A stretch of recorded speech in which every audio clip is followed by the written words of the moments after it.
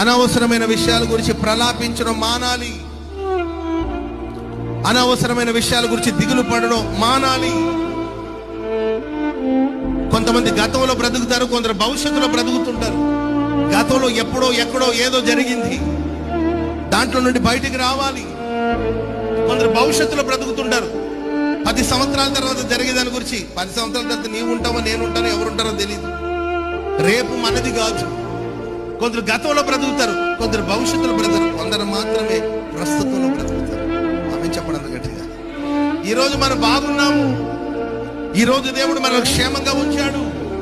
ఈరోజు మన దేవుని మందిరంలో ఉన్నాము, దేవుని సన్నిధిలో ఉన్నాము. దేవుని బట్టి, దేవుడిచ్చిన కృపను బట్టి సంతోషంగా బ్రతకాలి. ఉన్నతమైన నీ ఉపదేశము నా నిత్య జీవముకే ఊటము వేసితివే నీ రూపము చూడనాలో. యేసయ్యా నీ తీర్మానమే నన్ను నిలిపినది, నీ ఉత్తమమైన సంఘములో. యేసయ్యా నీ తీర్మానమే నన్ను నిలిపినది, నీ ఉత్తమమైన సంఘములో.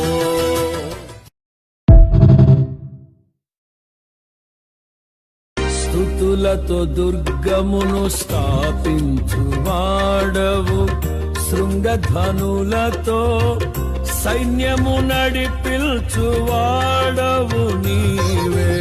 స్తుతులతో దుర్గమును స్థాపించువాడవు, శృంగధనులతో సైన్యము నడిపిల్చువాడవు నీవే.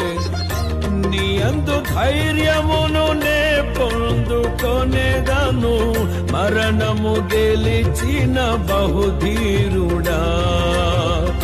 నీ అందు ధైర్యమును నే పొందుకొనేదను, మరణము గెలిచిన బహుధీరుడా. నీవే కృపాధారము త్రియేక దేవా, నీవే క్షేమాధారము నా యేసయ్యా.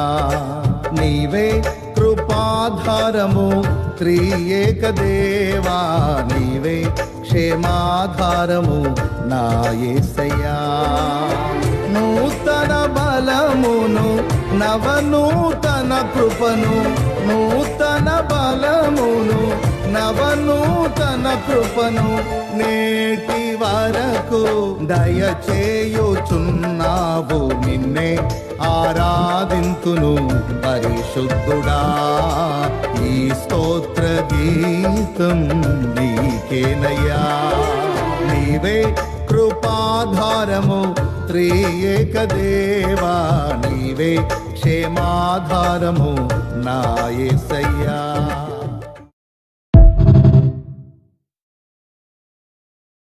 నీకు బహుదూరమైన నన్ను చేరదీసిన నా తండ్రివే. నీకు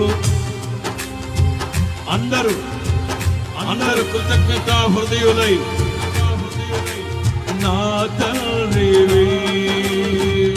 నిత్య సుఖ శాంతియే నాకు నీదు కౌగిలిలో, నిత్య సుఖ శాంతియే నాకు నీదు కౌగిలిలో. శాశ్వతమైనది